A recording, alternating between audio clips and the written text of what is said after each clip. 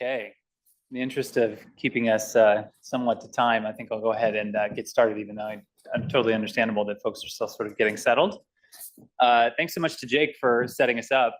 As he had said, my name is Michael Dedman. I'm the Research Director at the National Endowment for Financial Education, NEFI. I'll just take a second. If you're not familiar with NEFI, we're a nationally operating nonprofit foundation that is focused on the championing the impact of effective financial education on improving individual well-being. We do this through a number of different activities, but primarily we are a researcher, we are a supporter, and I guess an elevator of research that demonstrates when and for whom a financial education works. And we're also an advocate and a supporter of advocates for improving access and quality of financial education in the United States. We also, like many of you, are a proud supporter of EBRI, and we're really thrilled to be invited here today to moderate this next panel that's focused on the intersection of financial health and mental health.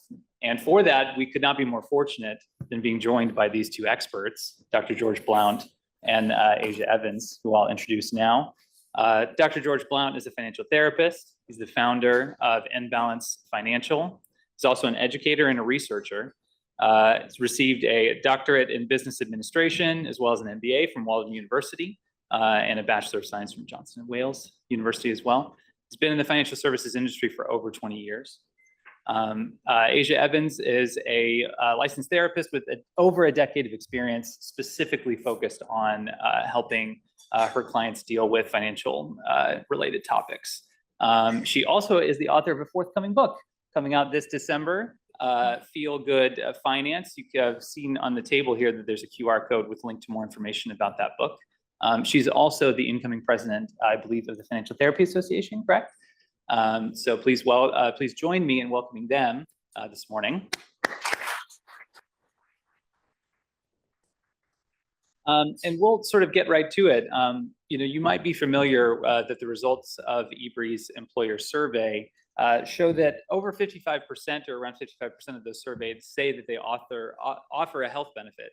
And that among those, about half, 53%, say that includes a financial therapist. So to give us a little bit of context, I'm wondering if both of you can help define financial therapy for us. Give us a little bit of information about how definitions might differ across areas of the industry, and then how different areas of the industry also focus on different topics within financial therapy. I think I can show you that. I have a slide, and it's actually an exercise that we'd like to get started, because I think one of the big questions is, what is financial therapy? And as a researcher, I like to involve my audience in a little bit of qualitative research. And so I'd like to just experiment with you, if you don't mind. If we can go to the next slide. What I would like to do is I'm going to show you on the next slide a series of coins. Just tell me which one of those coins is the actual penny, and put your hands up so that way we can all make sure that we see. I'm going to give you 10 seconds to figure this out. Lift your hands up so everybody can see. Don't be shy. Lift your hands up so everybody can see, and let me know which one of those coins is the penny, please. Just tell me which one's the penny. Number?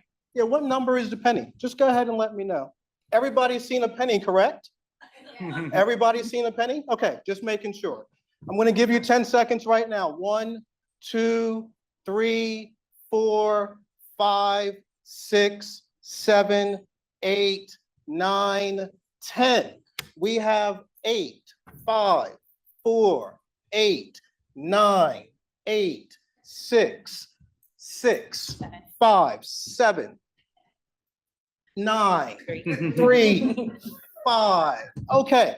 What happened there? You all told me that you knew what a penny was, didn't you? You told me that you knew, but in the nowness, in the moment, it changed.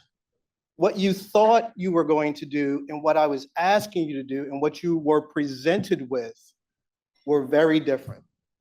And as a researcher, I saw some interesting things, and I love it because that's where we can tell how different people react to nowness. I love the person that is 100% wrong and confident. So they threw that number up there because they said, yeah, I know what it is. I am so confident, but I am confidently wrong. So many of you were just a little bit, oh, I don't want everybody to see what I'm doing. So I'm just going to keep my hands up here. Some people waited until I counted to 10 before you looked around and you saw everybody else. How do you think people feel when we say, let's talk about finances? After all this good research, do you think they're like, yep, I saw that survey by EBRI and they said 9 out of 10 people did X? No. The nowness is where decision makings come from. And our decision making is based on our emotions. And our emotions exist outside of our body, and they exist in environments. And so once you're presented with information, once you're in an environment where you're forced to act, that's where it's important what you know and what you don't know. And in that moment, that's where we get to see the impact of decision making. And the differences that I saw with your fingers are just different personas. And that's what financial therapy is, if you can go to the next slide. Because it really is just our ability to know that when it comes to people, when we give too much information, when there's not enough contextual information, when we're expected to remember something that we learned a long time ago, whenever we actually are pressed to make information, we are more than likely going to do the wrong thing. And my research deals with just that. It deals with financial decision-making. And if you were to look at financial decision-making as being based on both knowledge and confidence, my matrix is what I developed to actually show Venetian masks that represent each of those money personas. Somebody that has low knowledge, low confidence, high knowledge, high confidence. But what it shows is it shows that there are different personas and how they react to certain financial information. And that financial information has components of knowledge and confidence. And if we just look at decision-making that way when it comes to finances, we have a better way of understanding personas. So if you can go to the next slide. One of the things that financial therapy does is it deals with the behavioral sciences of what we have been talking about, the people. And so what we notice is that a behavioral scientist by the name of Richard Thaler came up with this concept of SIF, supposedly irrelevant factors, or supposedly relevant information. I call it supposedly relevant factors. But he basically said, hey, if we just take all the things that people consider irrelevant and we actually just make them relevant, what does that mean? And what we have seen is it has born behavioral finance, where we see that actual human behavior is different from statistical proxies that we put in mind. And then also behavioral economics, where we see that human behavior is also different than the macro and micro economic factors that we put forward. And so the next slide is that's what financial therapy is all about. It's about our ability to actually understand that human component when we're dealing with financial education. And for incoming president of the Financial Therapy Association, we'll use this definition because it's the one that means the most, in that it is simply a way for people to think, feel, communicate, and behave differently when it comes to money. And we spend a lot of time working with individuals just to do that. I spend my time doing it from a researcher and a practitioner standpoint, teaching, working with individuals, working with organizations, but I'm not a mental health therapist. That would be my colleague here. That takes care of that. And I'll turn it over to you to finish off the rest. So how many people would feel comfortable saying what your salary is right now? Right? We all know that we have jobs and we're making money, but we wouldn't feel comfortable just shouting it to a room of people we either really know or don't know at all. It just doesn't feel comfortable.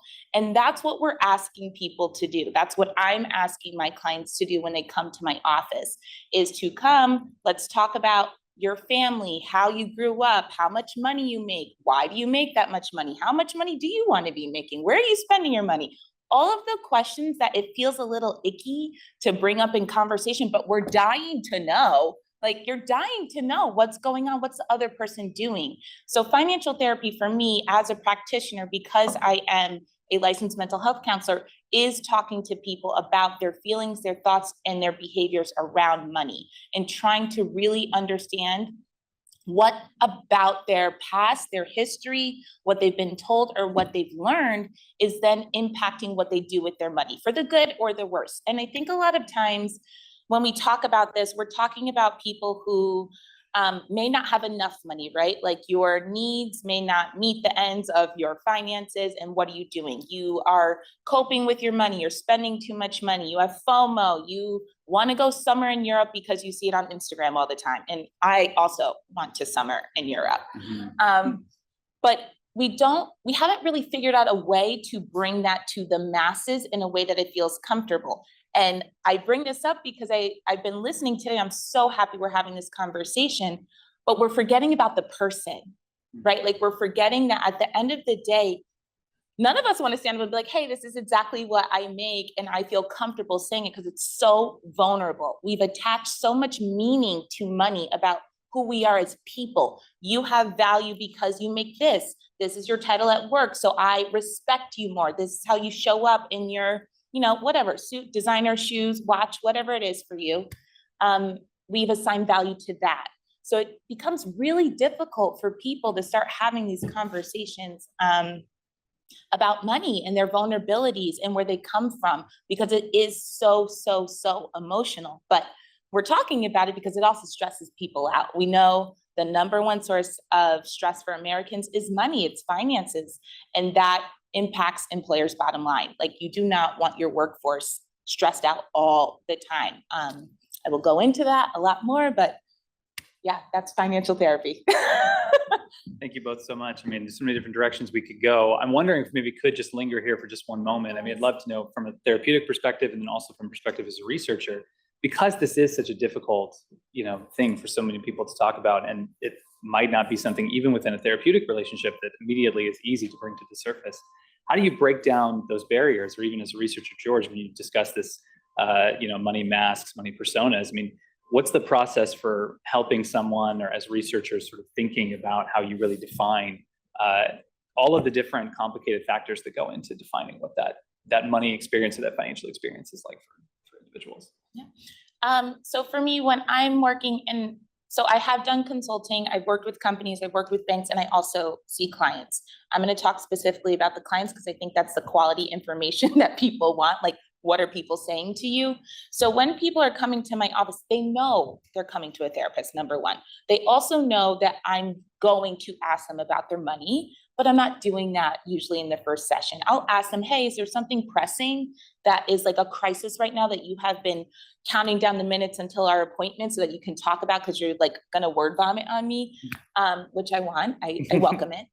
And then really it is just getting to know them. And people don't realize that as much as you have a story of, hey, I'm from this place, I went to these schools, this is how I grew up, you have that same kind of story about your money. And that's the story that I'm asking them to tell. What is your money story? How did you grow up with money? How was it talked about? And slowly we begin to build a relationship. Rapport is very, very important, especially if you want people to start opening up. And slowly we start peeling back the layers of what's going on in their life and what they want and where the crisis is for them. And a lot of times it's not the money. Most of the times it's not the money, honestly. The money is just a cover for what's going on, and they're using it as a way to cope. And a lot of times I think people assume that people who don't have a lot of money are coming to financial therapy, but I see people with millions of dollars, millions, and they have not figured out how to feel okay about their money. And to Susie's point that she brought up, everything she brought up was about emotion, fear. What did she say? Anxiety. Right? Fear, anxiety, shame, anger. That's what she said, those three, right? So that's what people have on the inside, but they're not bringing that up. So it's my job to, build rapport, and I'm a very friendly person and pretty approachable, but to the point that the last panel mentioned too, relatable. Nobody wants to sit across from you if they feel like you have never gone through anything. If you're like, on my high horse, I have no adversity, I haven't gone through anything, nobody wants to open up and be like, listen, I'm in credit card debt. There are people in this room in credit card debt, and it's okay, but we don't want to stand up on our chairs and be like, yes, it's me, I'm the one. right? Like that's really difficult and it's hard. So building that rapport and warming people up to get to a place that they can then feel comfortable having those conversations is extremely important. Yeah, from a research perspective, I would say I spent 17 years working in the retirement plan industry, doing DC and DB business to business sales. So I understand the record keeping side, and I did my dissertation on fiduciary risk liability for a retirement plan. So I literally got a doctorate in retirement plans. I found one of the most interesting things when I did the research, though, really came down to decision making. Like, if we were just to make this very human and just palatable, the people who are running retirement plans don't know about the retirement plans. The people who are in retirement plans don't know what they're doing because they are naive when it comes to financial topics. They're scared when it comes to money. They don't know exactly how to use all the features. As an industry, we know the products and services, but I think as we've been hearing, we are a little bit hesitant to take that conversation further. I find that in financial therapy, and as I've been teaching, talking to young students, my research is really focused on when are our 18 to 22-year-olds coming up with their own personas versus matching those of their parents. And what I have found is that most of these people are entering into their careers stressed out and anxious because they're trying to match the lifestyles of their parents, and they don't know how they're going to do it. And it doesn't seem like it's ever going to happen. And they don't want to wait the 20 or so years that their parents took to get them there. And so you're really just trying to give them more certainty than uncertainty. And I think that's where I found the research has helped out in terms of adding financial therapy as a component. Uncertainty in and of itself evokes a lot of emotions. And as a result of that, it inhibits the conversation because it doesn't allow people to open up as much.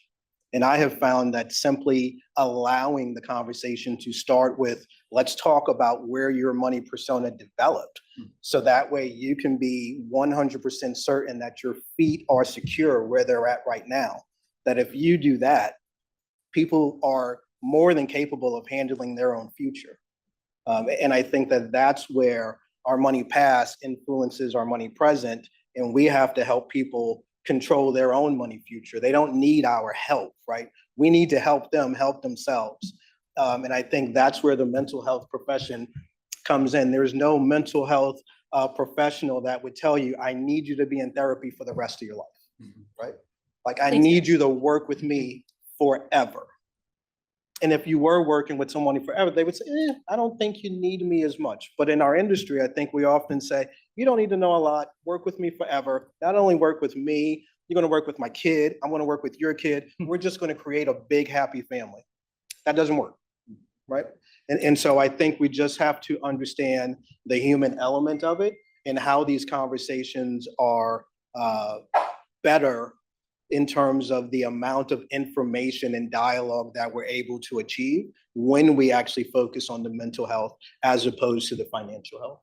Yeah, can I just add really quick? Oh, absolutely. The need to be flexible, right? So when you're saying that, what I think about are the families who are trying to figure out what G2 wants, right? The second generation, if they're coming from a wealthy family, like what happens with G2? They want something different. They don't understand what we did to get to this point, and now they're here, and there has to be flexibility in the approach. So what I need is not what my mom needed, right? Like, I'm paying $45,000 a year for daycare. My mom, that wasn't even a thing. I don't know what she paid for the two of us in daycare. It was not that, I can guarantee you.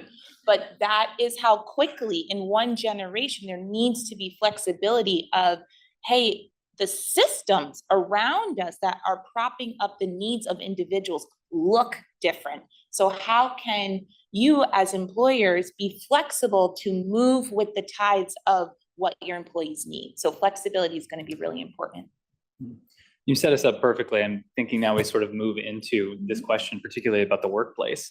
So two questions really about this. On the one hand, I mean, even though this might be intuitive to most of us in the room, just for the benefit, I think, just to set the groundwork here, why is it that employers should take this seriously, right? Financial therapy and financial stress and financial anxiety as such critical components of employee well-being? And then the second question is, why in the workplace from an employer perspective? Why the workplace as a place to both expect or consider getting information about resources that are necessary to help?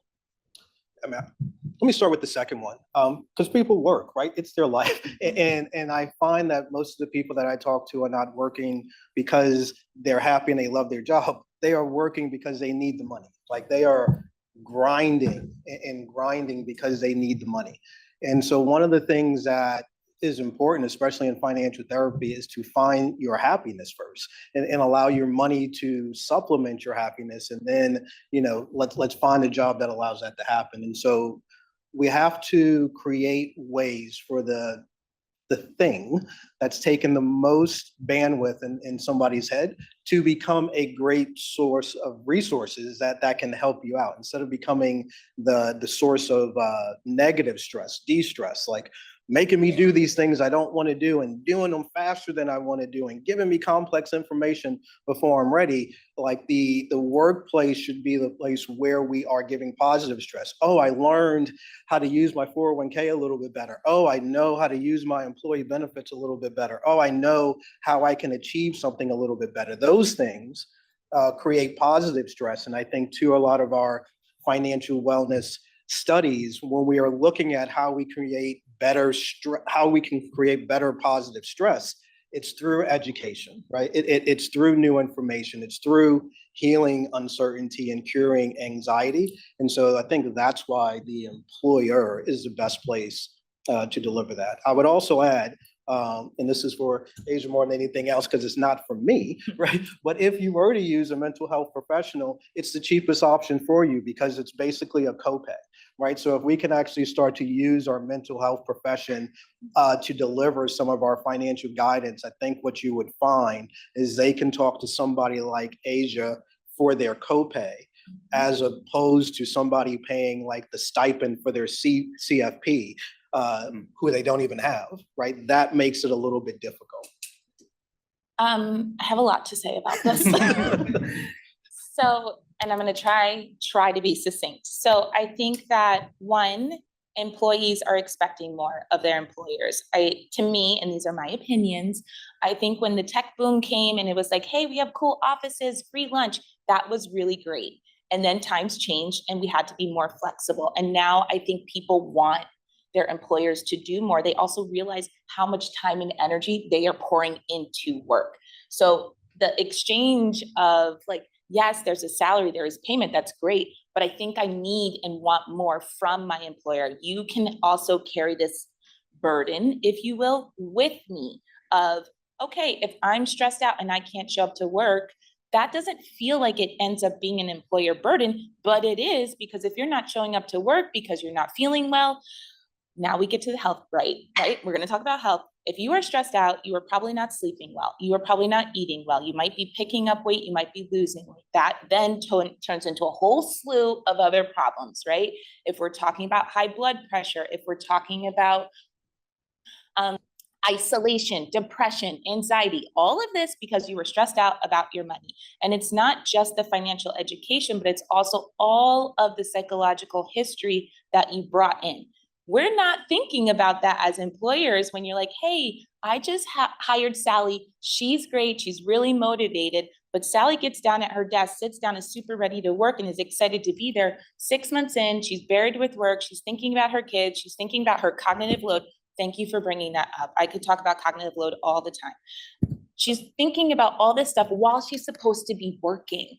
And it's not that she doesn't want to work. She just may not have the time and the space to create critical thought about work or about life outside of that. So then it turns into an employer problem when you're like, hey, how do I make sure that I'm taking care of my employees so that we are not adding to the burden that our employees are going to have no matter what, because life is hard and, things happen and we have to manage. So it really is a shared experience because so much time and energy goes into showing up at work. And it is not just the 40 hours or 35 that you're thinking about. It's also leaving or commuting or what am I packing for lunch or how am I going to make dinner and get food on the table and all of these things. So it ends up being a societal issue because we have to make sure that people are okay when they show up to work. So if that means that you're going to pour into EAP or pour into financial therapy as a benefit,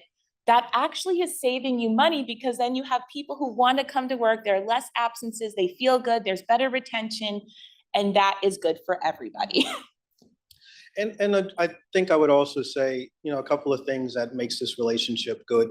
One, we're not trying to take money, right? So we want to help the people. We're not trying to manage the plan assets or manage the client assets. Absolutely Like, not. who can care?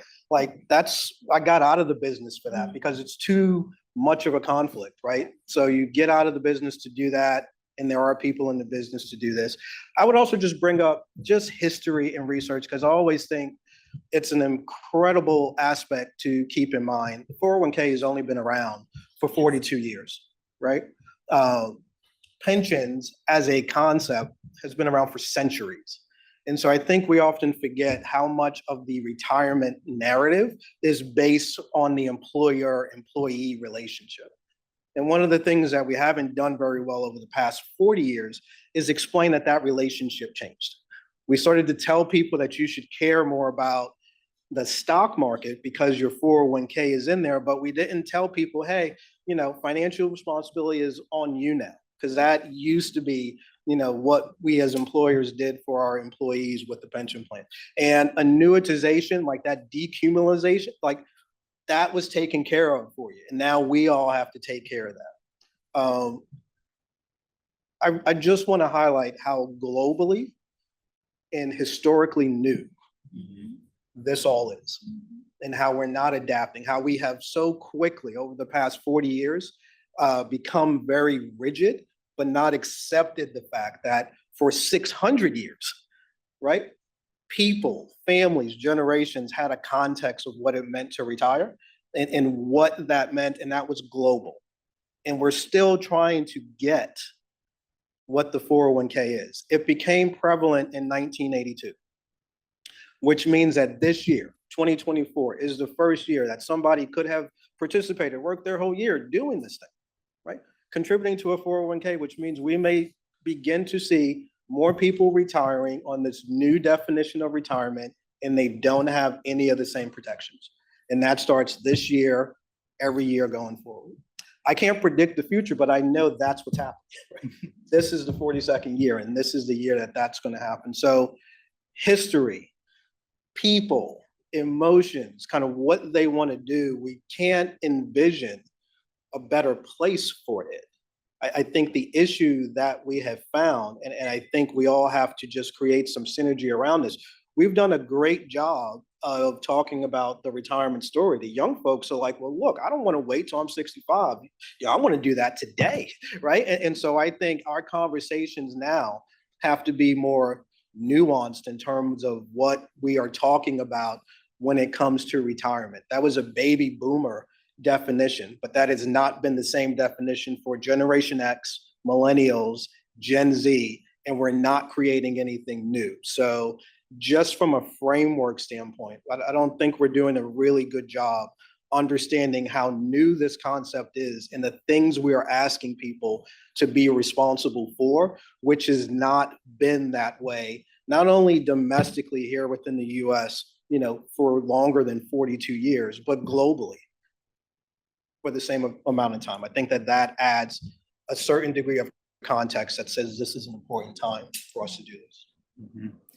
I think what's interesting seeing from the results from the survey that Jake had run through, right, is that we see exactly as you're saying that there's sort of a increasing volatility or increasing complexity of people's financially related stress, right? You're adding in the stress around retirement now with a period of inflation speaking as a millennial here, it's the first time really in my life that I've experienced that, certainly in my working life, but for many people in their working lives, the first time that they're seeing such an extreme increase in the expenses from a day-to-day perspective.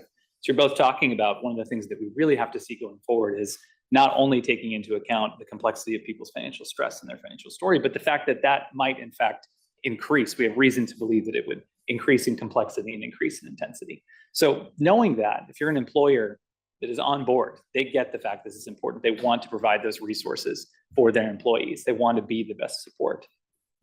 What are the best practices? How do they do this the best from your guys' perspective? So I'm gonna give you a nice free idea that just came to me while we were sitting up here, as the last panel was sitting up here. A lot of times, so I see a lot of Gen Z clients, I see a lot of millennials. I'm an elder millennial, I admit. And what my Gen Z clients are really worried about, they are worried about life experiences, which is why retirement now feels so important. How do I get there quick enough so that I can go experience the world? Globalization, like we can just travel so quickly, right? I left New York this morning and I'm here and I'm gonna go back to New York so quick.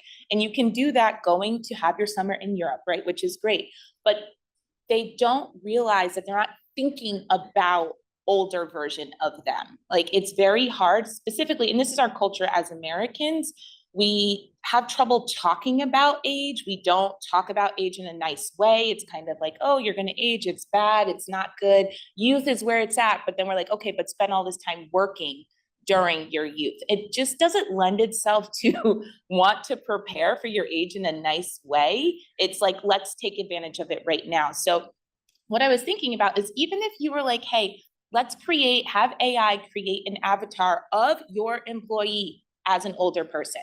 TikTok has a filter, somebody can engineer this filter somehow and just give your employee retirement account an avatar of an older version of themselves. What would that do if they're looking at themselves in an older, aged? And then oh, I'm saving for that person. So I think about it for myself as, who do I want to be when I want to retire? I realize I need to push my retirement age back because children in daycare, but I was like, Asia, I want to be in Italy. I want to be in Italy on the coast, eating pasta, drinking wine, having the best time, having my kids fly in and out whenever they want to, because that would bring me joy. And then come back and spend holidays and be cozy. Like that is my dream. But if you are not allowing people the space to think about who they will be, it's going to be really hard for them to say, well, my job has this product and I think it's for retirement and that feels really important, but I need the money now. I need to go have my summer in Europe. I need to do this now. I don't want to think about that person. So coming up with different ways to either add it to your language, give the visual of, hey, this is for future you. And what I've seen with my clients, honestly, is that when we start slowly looking at their budget and putting the things that needed to be in there, they're like, oh, I didn't realize I didn't have to drastically change my life. It's so all or nothing. People assume that if you are on a budget, it means you're bad with money. Budgets need a new PR campaign. And after that, it's like, oh, I can still live. I can still save for my retirement. I can still have an emergency savings fund.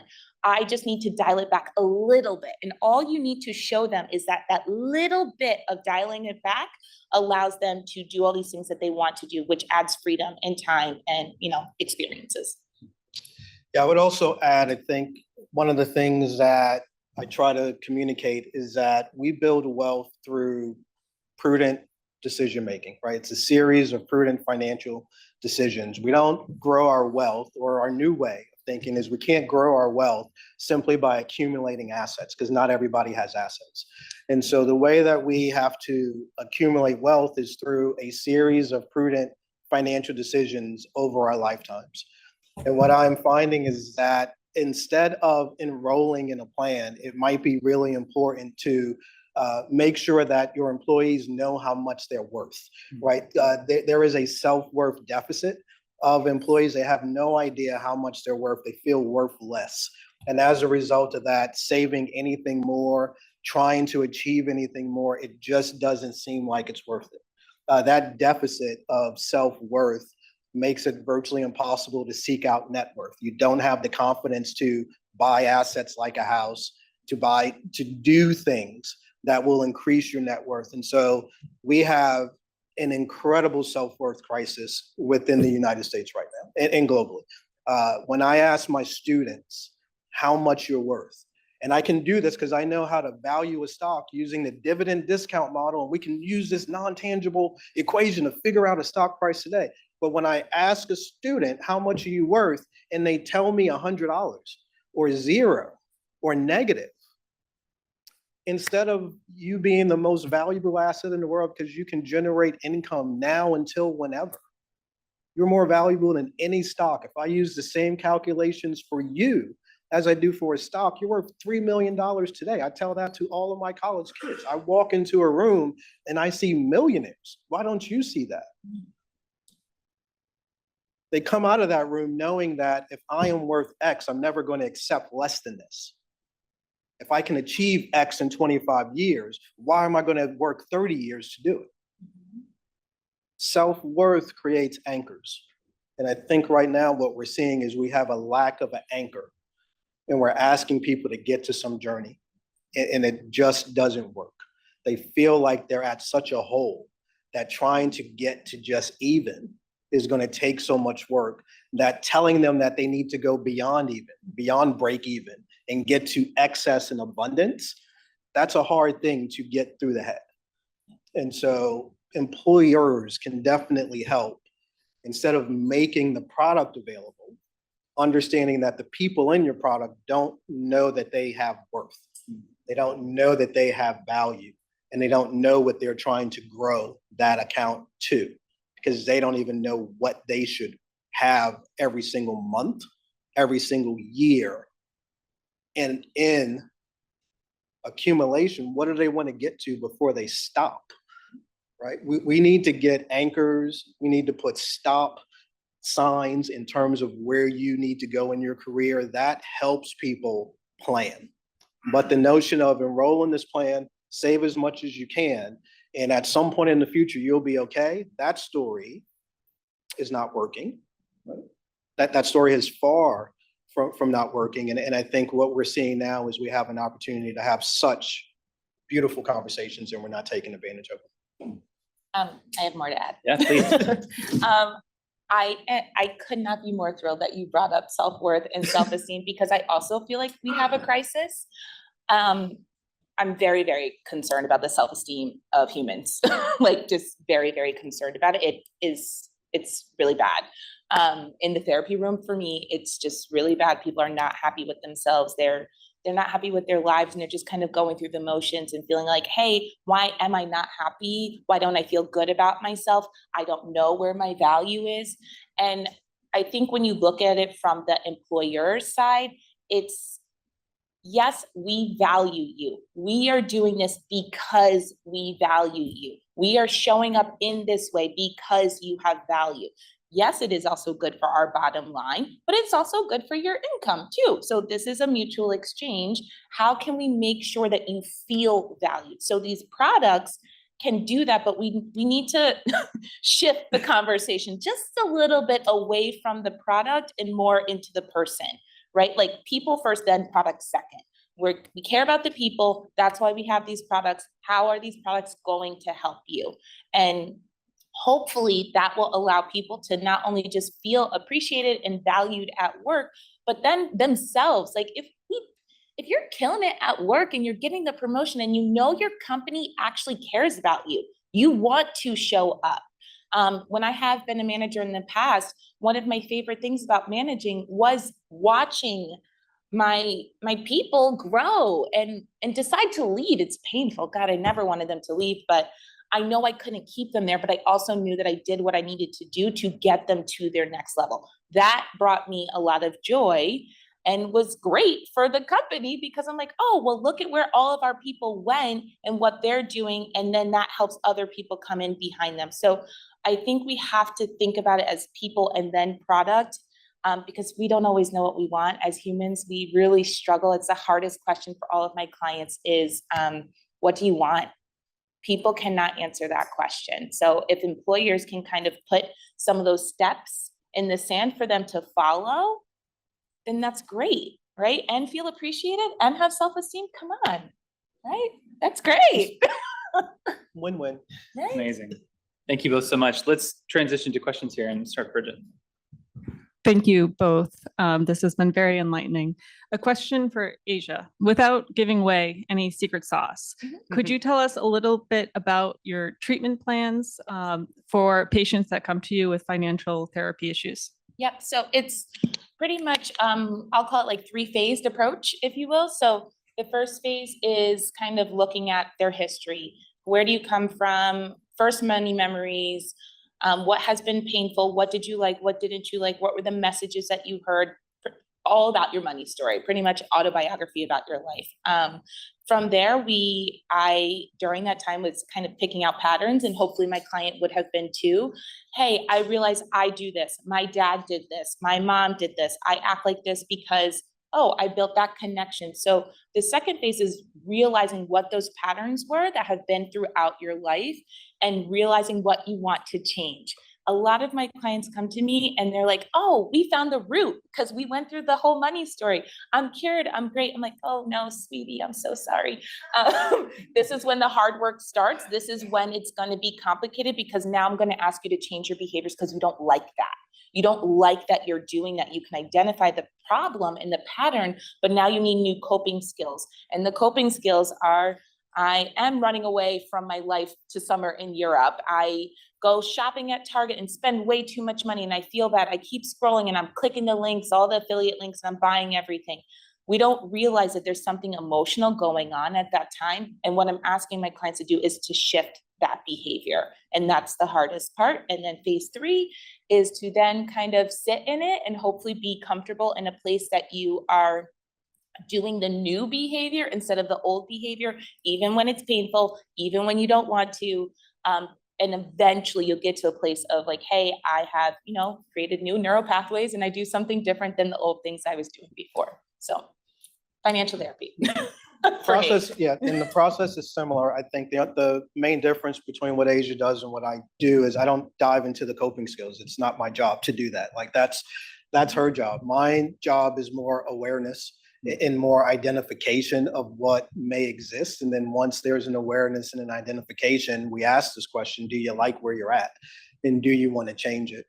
Changing it can be a process of simply becoming aware and then having the motivation to change it. But if you require more than just that initial motivation, that's where I would recommend to a mental health provider. So that way they could get the type of coping strategies that they need. But we really just try to focus on self-worth.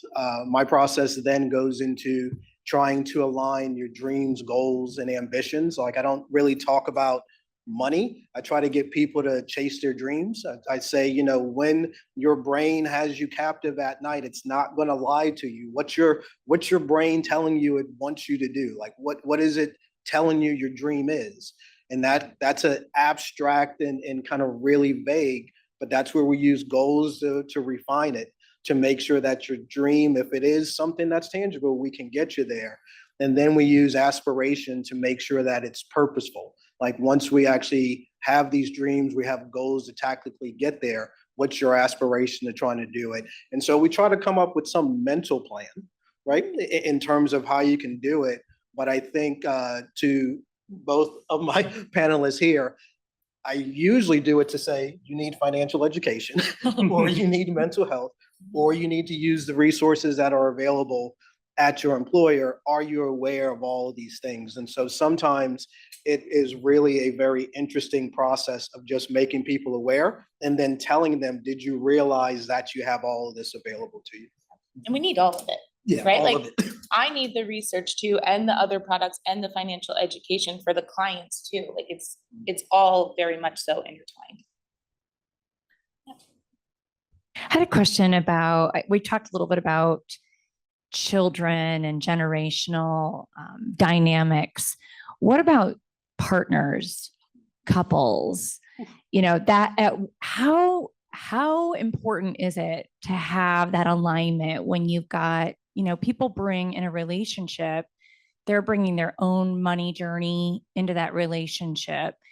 If you could just talk briefly, I know we're kind of pressed for time, but if you could talk briefly about your experience in alignment when you have couples, domestic partner situations. I love when people choose a hot topic and then they say, Going right for it. Yeah.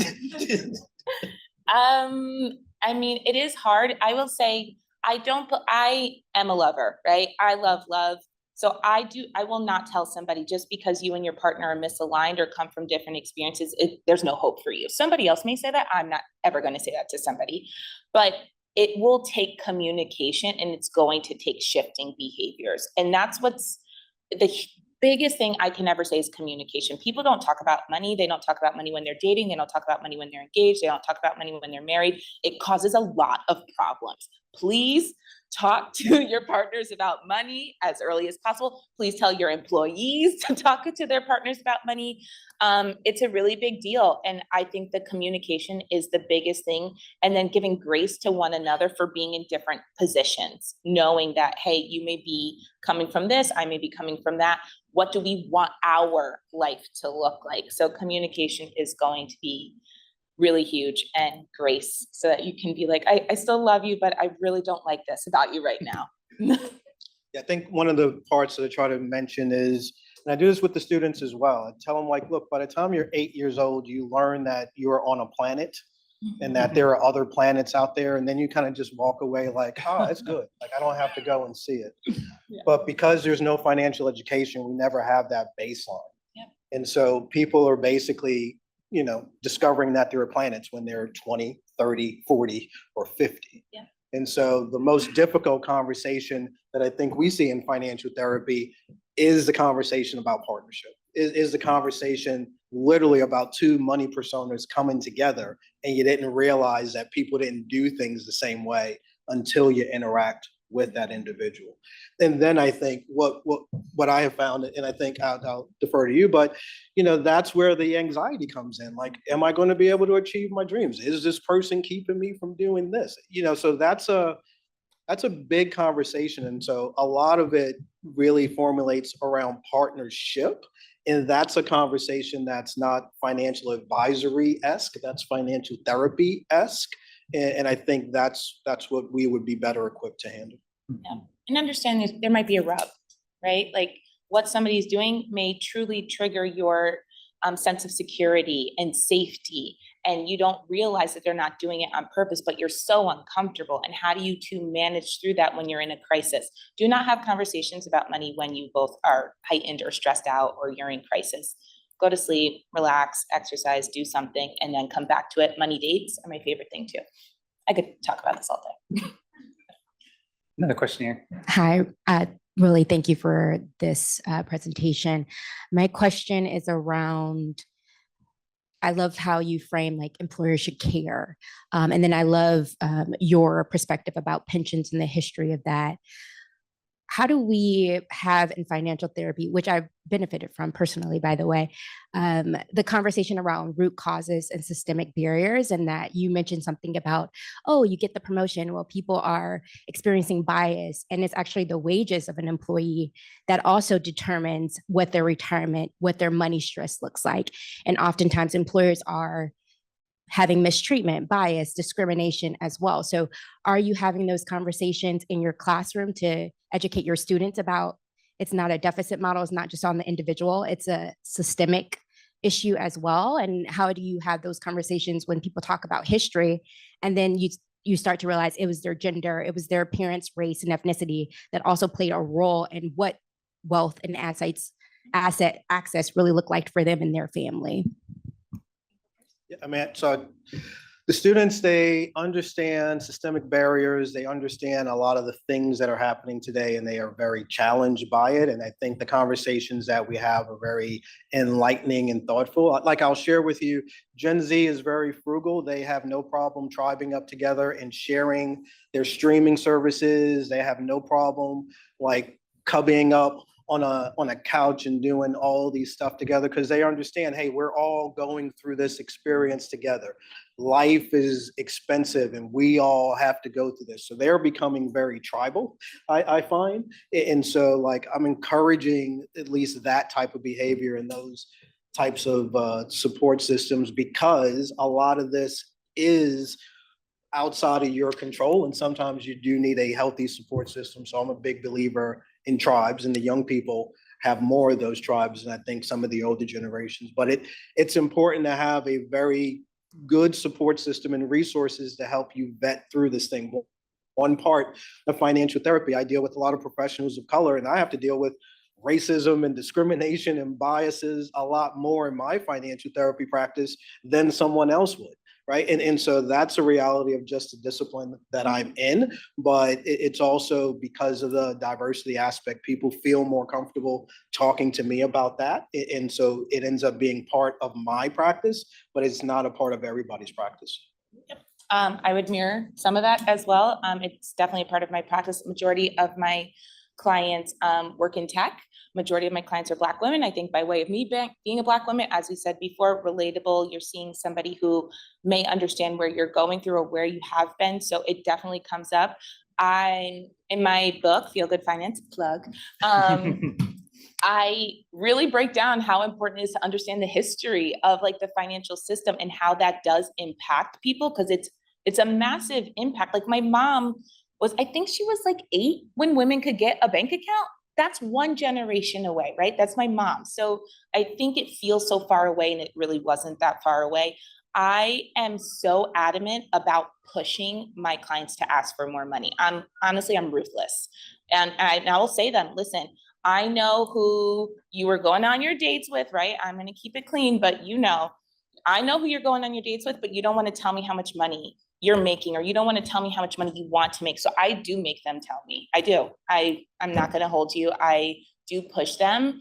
And I will say like, okay, I'm going to push you to ask for 10 grand more. They're like, Asia, I cannot say. I'm like, yes, you can. Let them tell you no. It's okay if they say no, but empowering women specifically is very important to me, because I would love to like close this gender wage gap. So it's very important to ask for more, and we don't ask for more. We don't have those conversations. Again, communication, talk to your friends, talk to other people in the industry. And I do push my clients, honestly, every single time. They're all changing jobs. How much money do you want? What's your, I have to walk away from this job number, and what do you want? Okay, add $10,000 every time. And I make them say the number, say it out loud so that they feel good. So trying. Would say from an education perspective too, it's so critical, just because you both had sort of mentioned that it's such an important part of that ecosystem. Yeah. These are issues that traditionally financial education does a very poor job, right, of focusing on. And at NEFI, I mean, we really understand, for instance, that's part of our mission, at least part of, you know, the benefit of us being independent as an independent foundation, is to raise those questions and say that even in some cases, NEFI has been a part, right, as sort of playing our historical role, has been a part of perpetuating approaches to financial education that do not take into account, right, different lived experiences, different financial experiences, different financial stresses that come from systemic oppression, that come from systemic issues. So I think it's so great to say that it is part of an ecosystem. But if financial therapy is going to address those things, then financial education, whether you're getting it in school or if you're getting it through resources from your employer, ought to give people the information that they need to actually address the issues in life as they live it, right? Great point. Negotiating, pay transparency, talk about it, let the people know. Right, exactly. Well, I think that we're just out of time. So thank you all so much for your great questions, and thanks for the panel.